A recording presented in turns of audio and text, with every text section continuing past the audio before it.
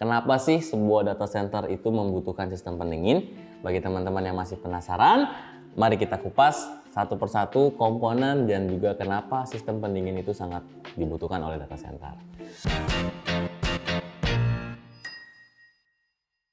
Halo Networkers, kembali lagi bersama saya Guru. Pada kesempatan kali ini kita akan ngebahas tentang sistem yang ada data center setelah sistem kelistrikan, yaitu sistem pendingin data center. Jadi data center itu merupakan suatu kumpulan daripada perangkat-perangkat keras dan juga perangkat lunak, yang mana perangkat-perangkat elektronik ini membutuhkan yang namanya sistem pendingin yang baik.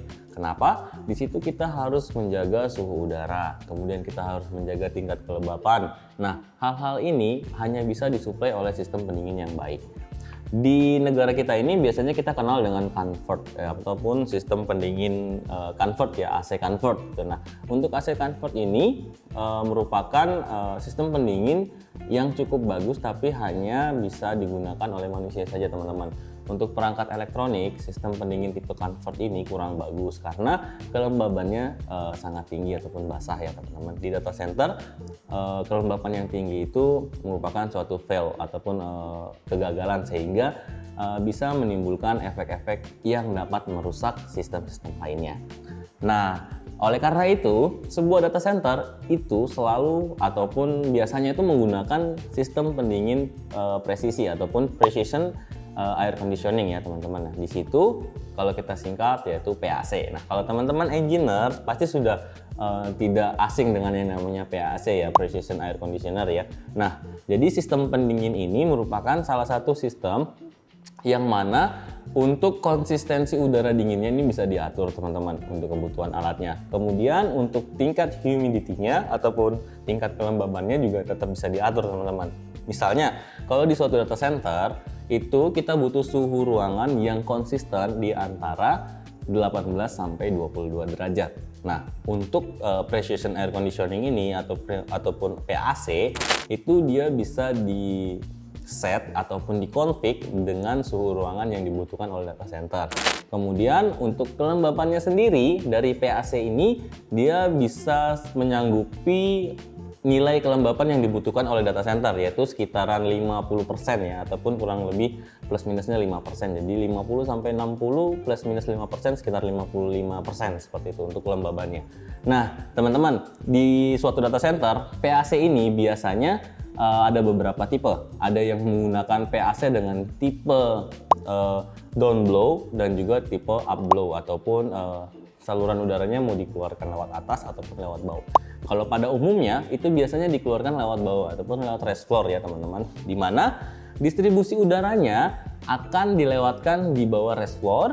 Kemudian untuk udara panasnya sendiri nanti akan ditarik kembali ke dalam unit ataupun ke dalam unit PAC-nya itu melalui atas ataupun melalui ceiling yang ada di data center ya. Jadi jangan sampai kebalik. Untuk udara dinginnya dengan sistem down blow ini biasanya akan disuplai dari bawah reservoir, kemudian untuk yang udara panasnya akan diserap melalui ceiling di data centernya ya, ataupun di atapnya data center ya, teman-teman. Nah, teman-teman, jadi kenapa udara dingin dan udara panas di data center harus dipisah? Alasannya adalah untuk memberikan kinerja yang lebih efisien dari sistem pendingin ini, yang mana ketika udara dingin dan udara panas itu bercampur maka akan boros terhadap daya yang digunakan oleh si sistem pendingin ini, teman-teman.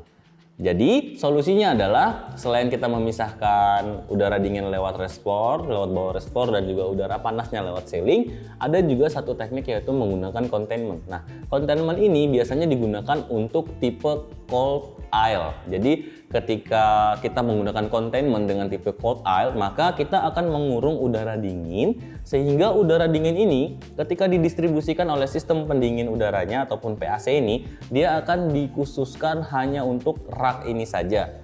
Jadi udara di luar rak ini ataupun di sekeliling rak ini hanya berupa udara panas yang dikeluarkan oleh aktivitas-aktivitas perangkat-perangkat elektronik yang ada di dalam rak server. Oke, jadi buat teman-teman bisa memilih nih, teman-teman ingin membangun data center dengan sistem pendingin yang seperti apa? Mau free flow? Kalau free flow itu berarti udara dingin dan udara panasnya tercampur. Ataupun teman-teman mau menspesifikkan udara dingin dan udara panasnya dipisah. Tentu saja kedua tipe ini memiliki pro dan kontra masing-masing ya teman-teman di balik pembangunannya. Nah teman-teman, bagi teman-teman yang ingin memperdalam pengetahuan teman-teman terkait sistem pendingin data center, teman-teman bisa langsung kepoin link yang ada di deskripsi. Di situ teman-teman bisa mendapatkan pelatihan-pelatihan apa saja sih yang berkaitan dengan sistem pendingin data center. Nah teman-teman, itu sekilas tentang sistem pendingin pada data center. Bagi teman-teman yang masih memiliki pertanyaan tentang apa yang saya bahas di video kali ini, silahkan teman-teman tinggalkan pertanyaan teman-teman di kolom komentar. Dan jangan lupa untuk like dan share video ini. Serta bagi teman-teman yang belum subscribe terhadap channel Suhu TV ini, teman-teman silahkan subscribe. Dan jangan lupa untuk menyalakan tombol loncengnya supaya teman-teman terus bisa mendapatkan update konten dari kami. Oke, sekian dari saya. Sampai ketemu di video selanjutnya dan salam.